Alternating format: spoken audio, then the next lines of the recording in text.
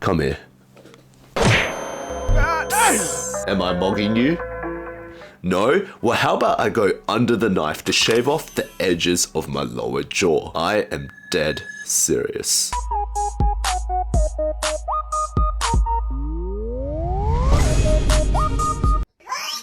If removing your rib cages and paralyzing your calf muscles wasn't enough, the latest and greatest looks-maxing obsession for Chinese netizens involves a process called mandible angle mandible angle osteotomy. English. Speak English. For the anatomically challenged individuals out there, like myself, this process involves an incision inside the mouth and the use of a bone saw to literally shave down and reshape the angles of your jawbone. 这是截下来的右侧的下颌角，左侧的下颌角。 We are so cooked. The goal of this surgery is for netizens to achieve a narrow and V-shaped face, almost like an upside down Dorito. Delicious. Clinics across Shanghai, Beijing, and Shenzhen are fully booked out for months on end, and many netizens are actively going into debt and paying up to $60,000 to look like a rhombus. Shit, I'm Asian and you already know I f with my math, but I don't think I like it enough to spend my entire yearly paycheck to look like y equals absolute x. Don't act like I don't know ball. Got a A+ in math. 7 times 7, 49.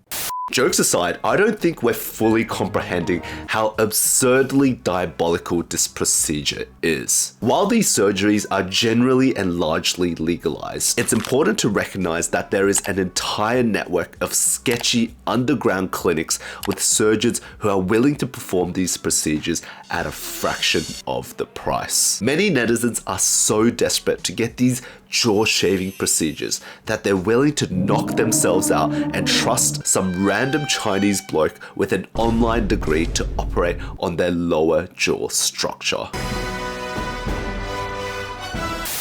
Okay, they're probably licensed to a degree, but you get my point. For many netizens, the most common form of this procedure involves a surgical incision on the inside of your lower gum line, followed by the use of an oscillating bone saw to cut through the mandible angle on both sides of your jawbone, removing anywhere from a few millimeters to, in some cases, over 8 centimeters in jawbone.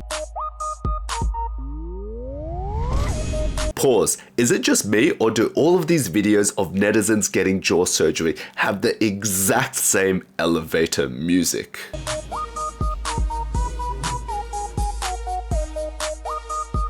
At this point, I am not sure if we're at a surgery clinic or a nightclub.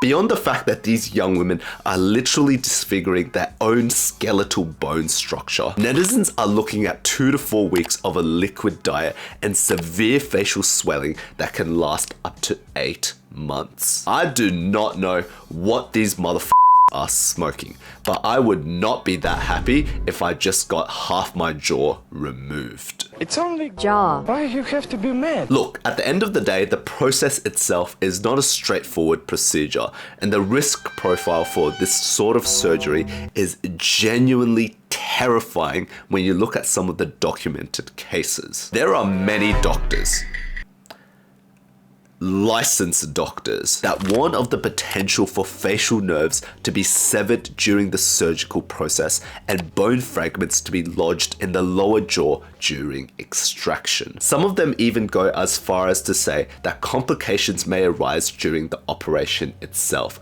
where your air hole or breathing tube may become blocked. 但是补的话也是比较费劲的，它这个角度在这儿。 Like, can we just take a step back and acknowledge how outrageously, diabolically, absurdly...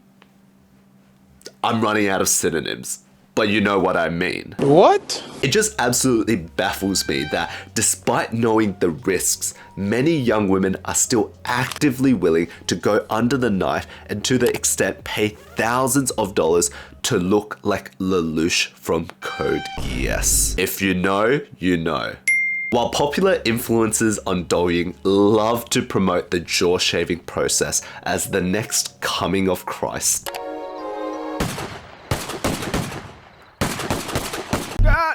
what they fail to mention is that there are some serious long-term side effects. Netizens who have gone through the jaw shaving process often complain of numbness in their chin and lower lip areas due to damage in their inferior alveolar nerve, which once again, for the anatomically declined, is the nerve responsible for the sensation in your lower lip, chin, and teeth. This nerve runs directly through the mandible, and this is the exact same mandible the surgeons are sawing into when they go through the jaw removal process. Are we so fucking for real right now? Beyond the possibility for, you know, permanent and irreversible facial nerve damage, there are also documented cases of facial asymmetry where one side of your face heals differently to the other side and you end up with a droop on one side of your face. There's actually a medical term for this phenomenon and it's called Bell's palsy, and it just absolutely baffles me that some netizens who are perfectly normal, healthy and happy are willing to risk all of this just to mog a little harder.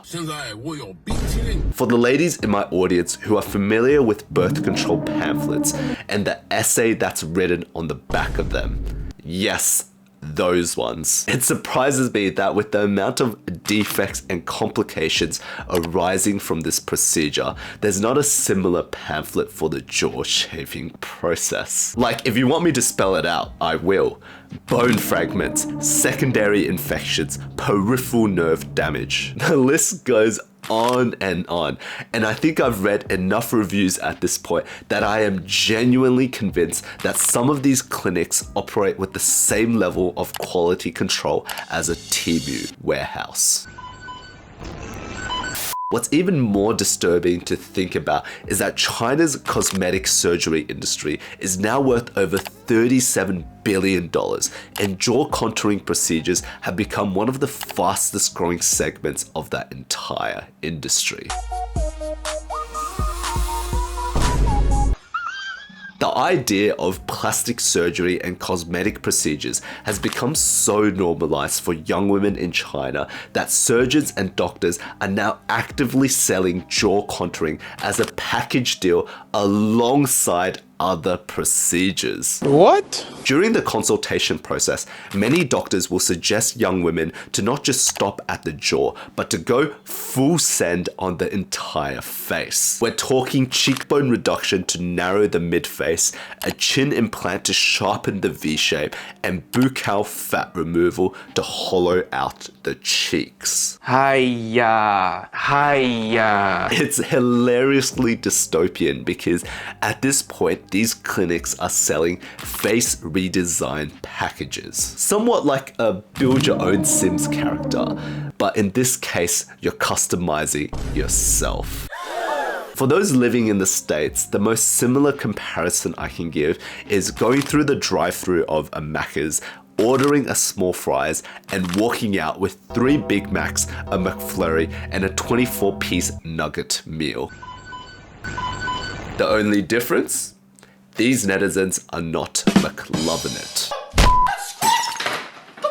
What's wild to me is how normalized the conversation surrounding the jaw shaving process and wider facial reconstruction surgeries have become. 就可以说一个你做过最有用的医美项目吗？打玻尿酸会让你凹陷的地方就是蓬起来。Okay. Across social media platforms like Douyin and Xiaohongshu, you'll find tutorial after tutorial of threads breaking down which clinics to go to, what to eat during recovery, and which influencers get the best results. It's like World Star on steroids. World Star! World Star!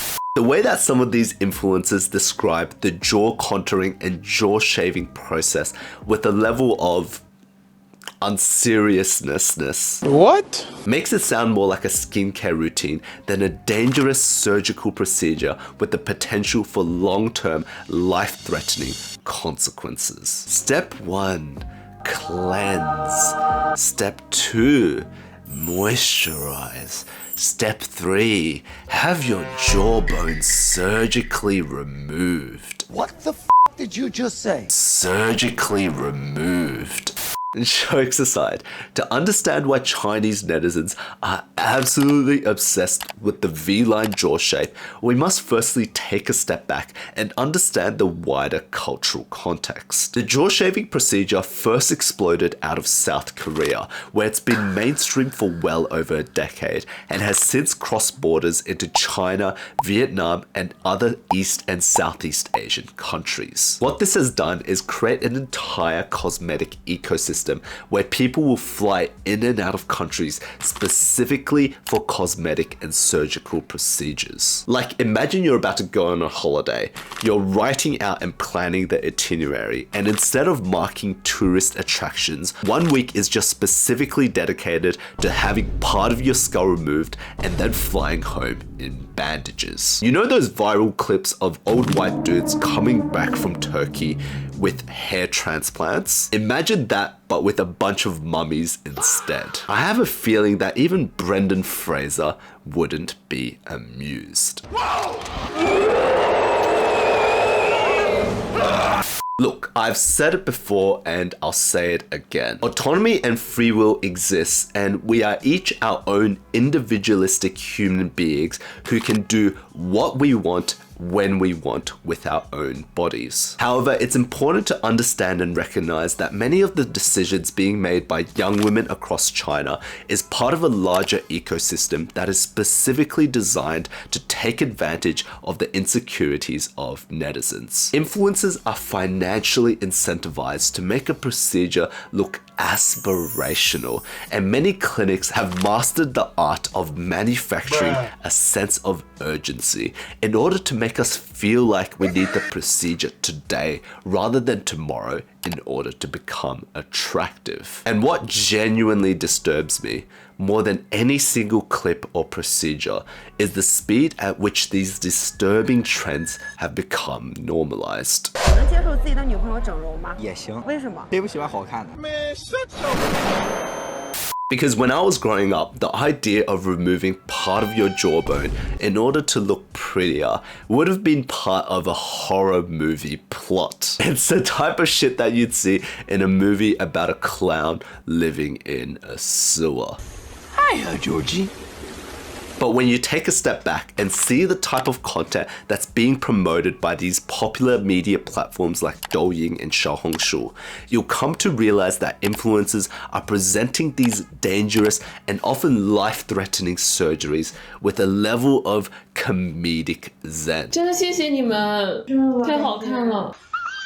It's both scary and disturbing because this is exactly what the normalization of extreme beauty trends looks like. Look, at the end of the day, China's jaw shaving obsession is in many ways a wider encapsulation of everything that's wrong with China's beauty standards.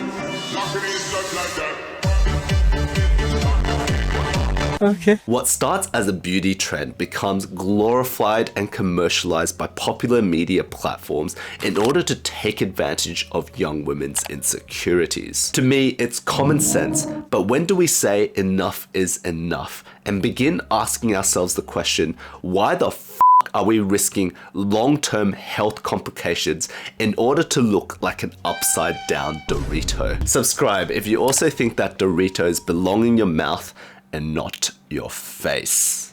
Doritos.